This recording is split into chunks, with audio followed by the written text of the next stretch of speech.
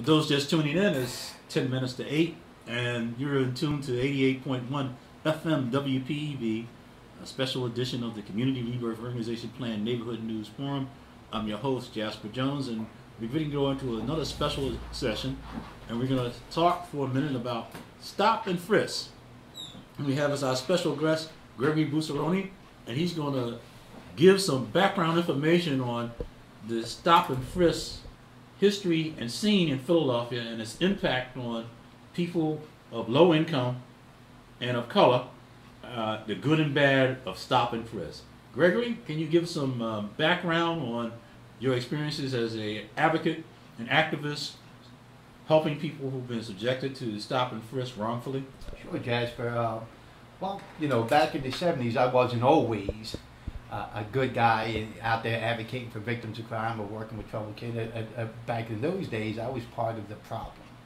And downtown in Center City was primarily my stomping ground when I was in Philadelphia, and Brooklyn, New York when I was in New York. And the NYPD and the Philadelphia police, but we'll deal with the Philadelphia police today, we had a common practice of stop and frisk. And basically, for the most part, they were targeting areas where they wanted undesirables to move along, or there was high crime area.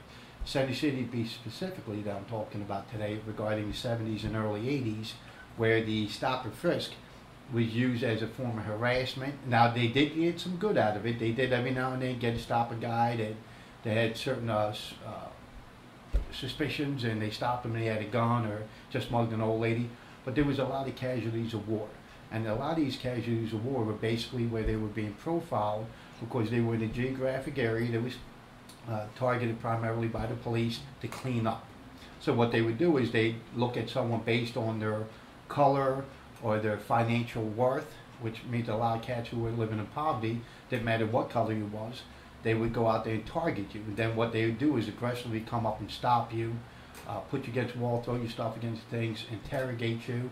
And a lot of times, people got, if they kind of refused, they got smacked around. So what we're talking about here is the dark side of stop and frisk, where, as I found in doing preliminary research on this, the lower the median income of a neighborhood community, the more stop and frisk actions you get. And the sad part that I also discovered, which is why I wanted to get you on the air talking about this, which we'll talk about, that you profile some of the people that you've had as an activist have assisted to deal with and counsel on this matter. I sadly discovered that all of the police associations will tell you, if you want to end crime in your community, what you have to do is to promote education and economic opportunities so everybody is educated and has an opportunity to advance themselves economically. Then you're going to end crime. Unless you're doing that, you're going to have a crime problem. Stop and frisk is just a jingoistic, is what it amounts to, approach to dealing with an economic and social problem. And it will not solve the problem. It just, as you have pointed out, the majority of the people, just low-income people, they don't have resources that they actually are stopping and frisking. Give us some examples that we were talked about and that I saw in your notes that you sent me of people that you know, and we'll save the most horrendous one for last, where the guy was actually helping out the police in Kensington, and then they stop and frisk him after the event is over. But give us some more leading up to that. I'll give you a real quick. Back in the, everyone knows back in the 70s and 80s, there was the movie theaters on Chestnut Street.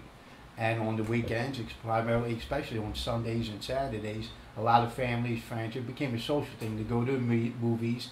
Then when the movies let out in the evening hours, to go in the vicinity of 13th and Market. It had a lot of attractions back then. There was 24-hour arcades, foods, nightclubs, bars, discos. So there was a lot of different attractions, and it became a social entity for the black community. And what happened was, a lot of times Center City was changing. As the 70s going into the 80s, a lot of times what happened was the police department wanted to clean up Center City.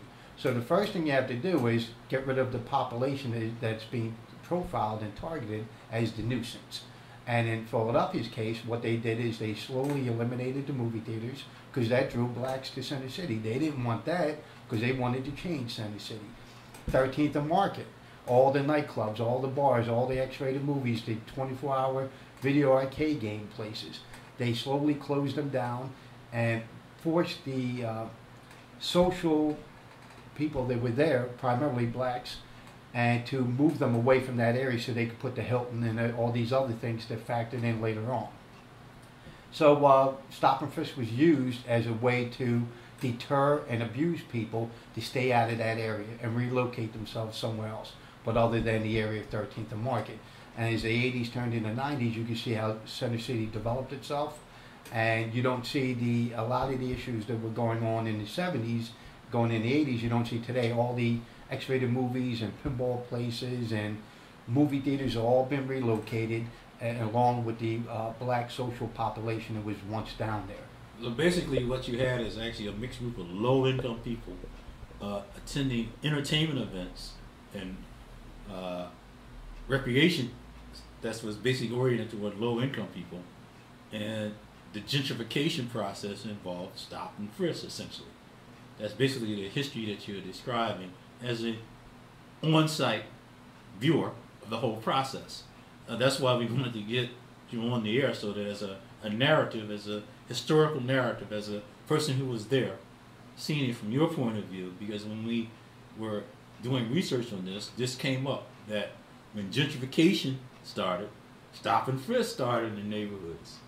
And you're just describing how stop and frisk, as part of the gentrification process of Center City, where back then we still had manufacturing as the primary income generator and not tourism for the city.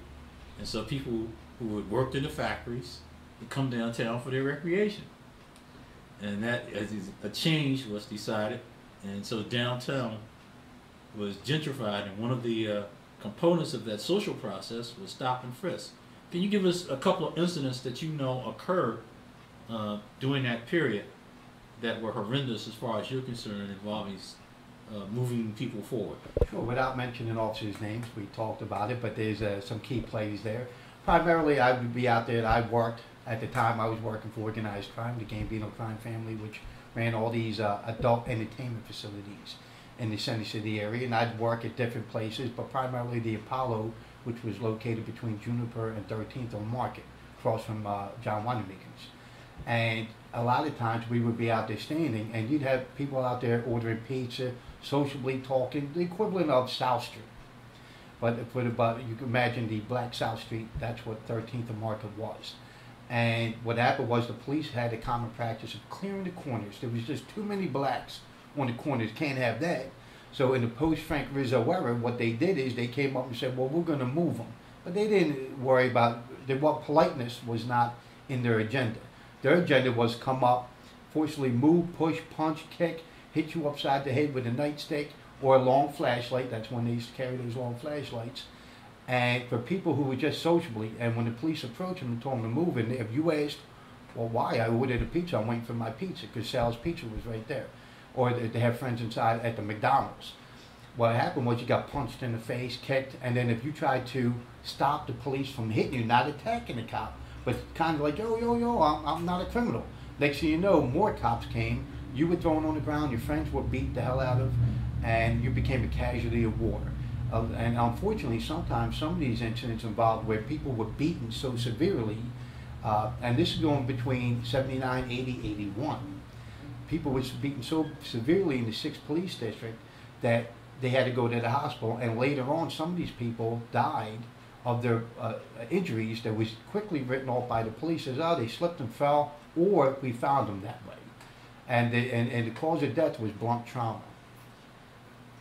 Okay, it's 8 o'clock, and you're in tune to 88.1 FM WPEB Philadelphia, and we're having a special discussion about the what's known as the fallout from stop and frisk, a historical perspective from Greg Bucceroni, who's now a crime activist who supports victims of crime in the Philadelphia area.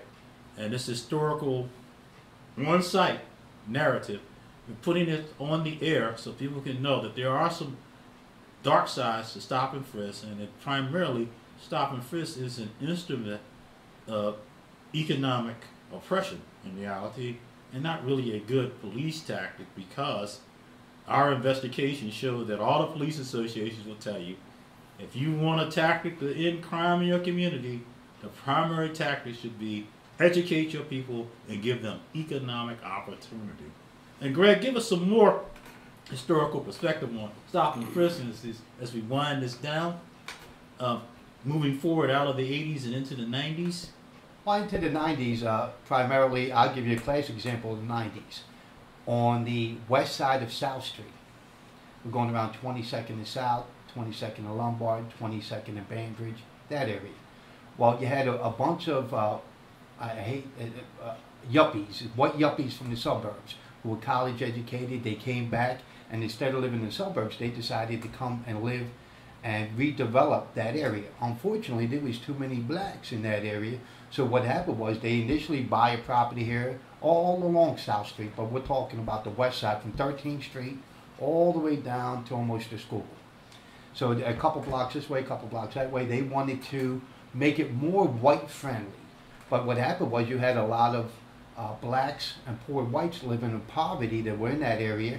So the whiteys moved in, and they wanted, from Cherry Hill, New Jersey, from Drexel Hill, from all these different places, Broomall, and they wanted the blacks to be more like them. Well, of course, that created neighborhood disputes because the blacks have a certain, as you know, a culture. And when you have a culture and they barbecue during the summer and have pools and socialize in their culture, the whites that moved in, who were the yuppie types, educated, probably spoon-fed all their life and overprivileged, definitely came in and said, oh, we can't have this.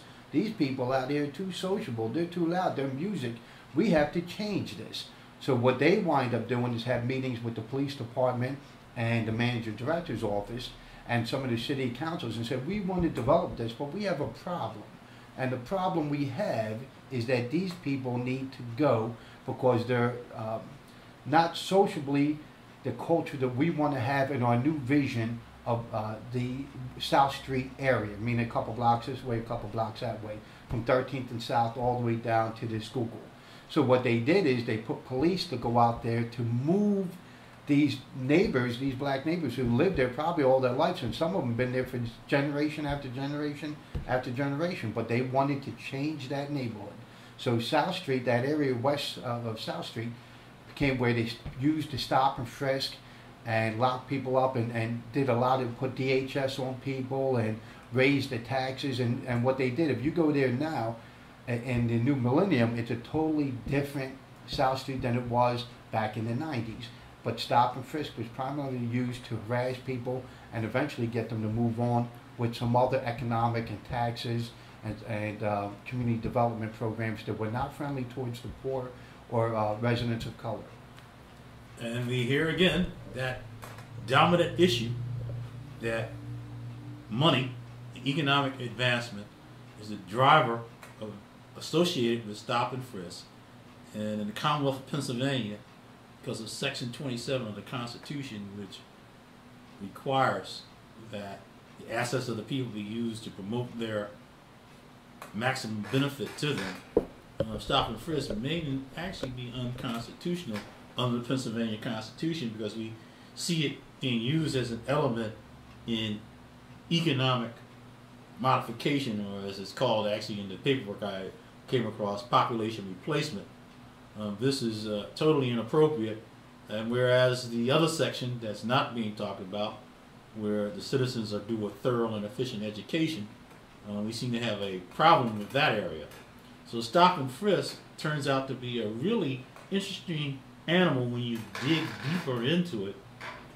And we have here a first-person narrative from Greg Bucceroni, who's been involved in this, as it turns out to be his life's work, as a crime victim advocate, giving first-hand reports only on 88.1 FM WPEB Philadelphia, your community-supported radio station.